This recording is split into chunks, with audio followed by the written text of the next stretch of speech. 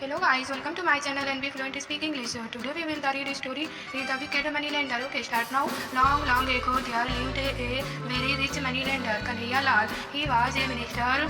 He used to cheat the poor and uneducated villagers by taking a large amount of money interest. The poor villagers had no option but borrow money from Kanhaiya. For in those days there were no banks where they could get loans. As you can imagine, Kanhaiya was getting richer and richer day by day.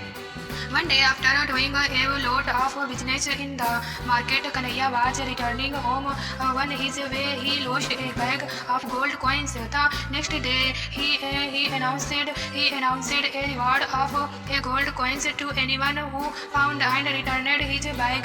Now there were 20 coins in the bag. In his announcement, he did not mention this fact because he had thought of a plan to avoid giving the award. The next day, a poor farmer called Bhola came to Kanhaiya's house. He had found the bag of gold coins and wanted his reward. Kanhaiya took the bag and counted the money. There are 20 coins in this bag. He said, when I said lost it, the bag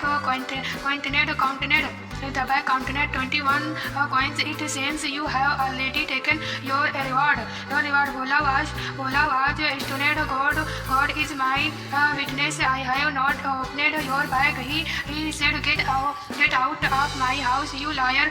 Shouted Kanhaiya. In his anger, Bhola went straight to the village Mukhiya and told him the whole story. The Mukhiya called Kanhaiya and said, when you lost the bag, how much money was there in this 21 gold coins?